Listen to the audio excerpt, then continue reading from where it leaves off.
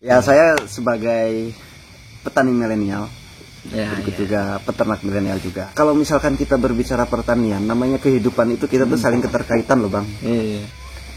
Petani itu kan tetap bertani. Iya. Cara hidupnya itu dengan bertani.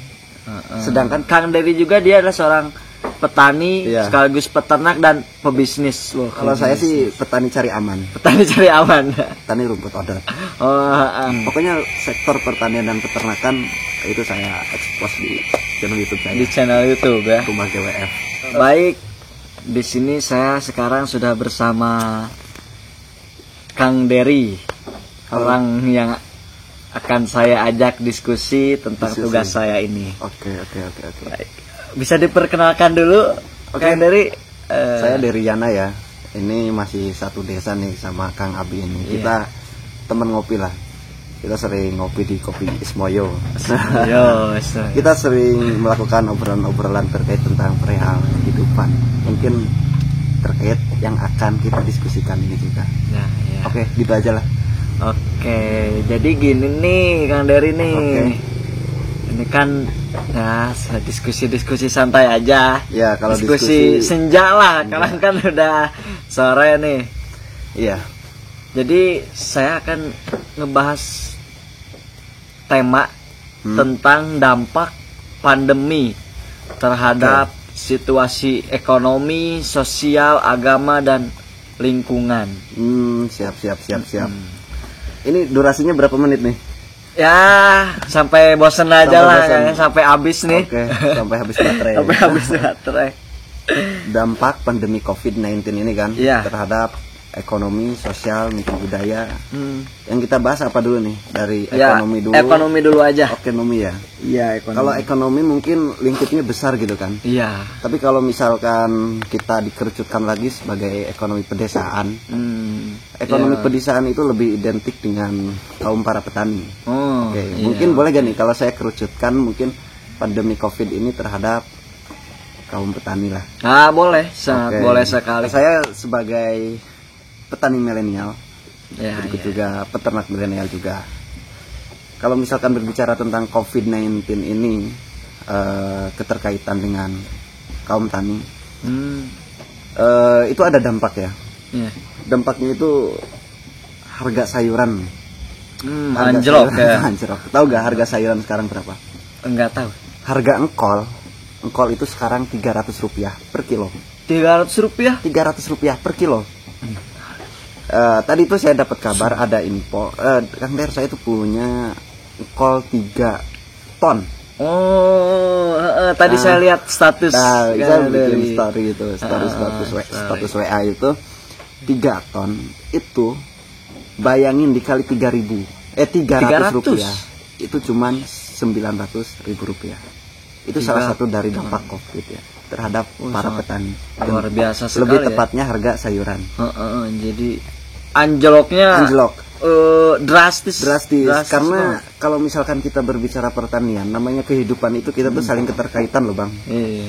Berbicara saling keterkaitan misalnya seperti ini. Kita bertani. Nah, kita Ya. bertani itu kan kita menanam, memanen terus dijual. Ya. Dan dibeli Oke. entah yang punya restoran. Oke. Artinya si COVID ini kan cakupannya luas tuh. Ya. Kalau misalkan dari perkotaan aja, ada mungkin restoran mungkin tutup lah, misalkan atau dibatasi. Artinya kita distribusi pasar dari petani ke kota aja, artinya sedikit. Sedangkan petani itu kan tetap bertani. Iya. Cara hidupnya itu dengan bertani. Sedangkan permintaan dari pasar sedikit. Mungkin salah satunya karena restoran yang tutup, warung makan yang memang dibatasi, dan itu berdampak ke para petani. Alurnya seperti itulah. Itu salah satu dampak COVID nih. Kalau secara alurnya. Jadi nih kita ini tinggal di pedesaan, Ya. teman-teman. Jadi ya identik dengan petani lah.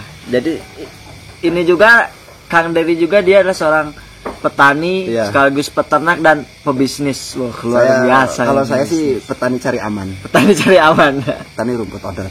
Oh, Itu nggak berpengaruh sama COVID. Oh, Oke. berarti kalau dari rumput odot dari bisnis Kang Dery itu nggak berpengaruh ya? Nggak berpengaruh. Enggak. Mungkin si COVID ini ada segmen-segmen tertentu yang memang kena tuh, misalkan petani sayuran. Nah, itu kena. Mungkin si harga sayuran tuh anjlok, cabai keriting aja Rp10.000. Tomat itu Rp500 atau berapa ya? 500 1 kilo per kilo gitu kan. Itu kan kena banget gitu. Artinya ketika memang si harga ini terus murah, perputaran uang di petani itu kemungkinan terbesar itu mentok gitu.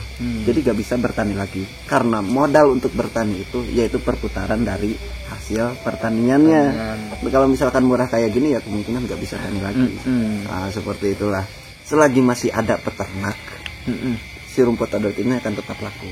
Dan sebenarnya itu juga berlaku sih, selagi masih ada manusia, pertanian juga itu masih berlaku. Sayuran itu masih tetap jual, cuman harganya nurun. Kalau ini tetap stabil, terus stabil kalau rumput adat. Jadi itu gak berpengaruh sekali, alhamdulillah. Luar biasa, karena kan domba kalau nggak makan rumput ya makan apa lagi ya, kan? Masa makan roti. Kalau misalkan berbicara ekonomi perkotaan itu identik dengan kaum industri lah, kaum kapitalis apa gimana gitu kan. Kalau misalkan perkotaan, ya, kalau pedesaan ya kayak gini, dampaknya para petani ya seperti itulah. Harga tentunya. Cuaca lagi kurang mendukung nih, Kang Der. Waduh, sore hari murui hujan. Ada tetesan rindu yang mengalir bersama hujan. Mungkin dari segi ekonomi sudah cukupkan dulu nih. Kita lanjut ke sosial. Karena kan durasinya jangan panjang. Kita gak cukup memorinya. Ya kalau misalkan berbicara sosial ya saya ya maksudnya. Saya bicaranya sosial secara sosial pedesaan. Kalau misalkan sosial secara sosial perkotaan gitu kan, sosiologi perkotaan saya gak tahu, orang saya hidup desa gitu kan. Jadi kita berbicara secara realita apa adanya, ya saya tinggal di desa gitu. Kalau misalkan berbicara sosial mungkin akan berbeda dengan sosial yang di kota. Kota mungkin aturannya ketat banget. Jangan masker kita masker ini pelanggaran ya. Masker, jarak gitu kan, lain sebagainya. Banyak banget kan. Kalau misalkan hidup di pedesaan itu kita tetap rutinitas seperti biasanya dan tidak terlalu berpengaruh terhadap kegiatan ataupun aktivitas sosial masyarakat pedesaan. Iya. Kalau misalkan di pedesaan kita ini kan ya acara pernikahan ya tetap berlangsung dengan resepsi-resepsinya, ataupun acara keagamaan itu terus berlangsung seperti apa adanya. Mungkin kalau misalkan berbicara di kota, nah, mungkin itu kan udah beda lagi. Udah beda. Tapi kalau di desa ya tetap mengalir seperti apa adanya. Tetapi acara tersebut ya kita tentunya dengan mematuhi protokol kesehatan, ya pakai masker lah, atau misalkan jarak harus diatur sebagian rupa dan lain sebagainya, walaupun diizinkan gitu kan. Tapi ya lebih indah sih kalau hidup di desa lah. Mungkin di kota kayak penjara rumah. Karena kan ada zona-zona juga ya, COVID itu. Apa namanya bahasa Inggrisnya work from home gitu kan. Work dari from rumah. Home. Iya. Kalau sini kerja di kebun saya. Kerja di kebun. Luar biasa. Ya, walaupun di kebun, luar biasa nih Kang Der. Sekarang tentang agama nih. Agama. Dampak nih tentang agama, mungkin di kita di pedesaan belum ada ya dampak COVID ini. Kayak di kota lah masih ditutup. Ya, masih Jumatan nggak boleh di masjid gitu. Ada mungkin di kota itu bahkan kalaupun sholat berjamaah bahkan dibatasi gitu kan. Jadi kan jadi kurang apa ya? Kurang mesra gitu. Harusnya shop itu kan rapat. Nanti setan masuk kalau gak rapat. Nah ini kan jadinya renggang berjauhan gitu loh. Tapi itu demi kesehatan. Ya, demi kesehatan. Dan kita memang harus mematuhi aturan dari pemerintah. Bagaimanapun juga jadi warga negara yang baik lah. Warga negara yang baik. Ya kalau misalkan berbicara di desa, ya ini konteksnya desa ya. Konteksnya desa. Kalau di desa itu ya tetap apa adanya, mengalir. Acara-acara keagamaan baik meludan dan itu seperti biasanya ya, orang takziah ya seperti biasanya takziah.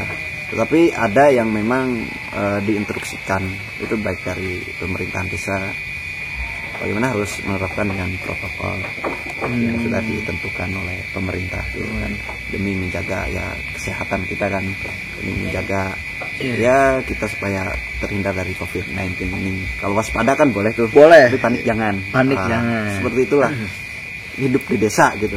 Beda kalau konteksnya kota, mungkin kota ya udah di rumah terus. Yang paling parah itu pokoknya dampak terhadap perekonomian para petani.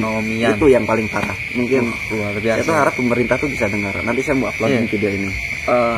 Oh boleh. Dari saya juga. Jadi teman-teman, jadi Kang Dery ini seorang YouTuber. Dia konten kreator. Nama channelnya itu Rumah GWF. Ya boleh di searchingnya, dia bikin konten-konten tentang bagaimana cara ternak domba, bertani, banyak lagi sih yang saya expose. Tentunya channel YouTube saya itu bercerita tentang itu ngeblur.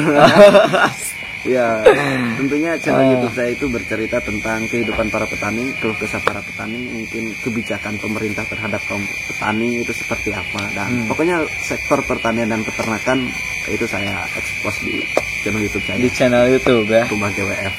Oke, mungkin udah hujan ya? Iya, ini sudah hujan ya, sudahi dulu. Oke, terima kasih. Oke.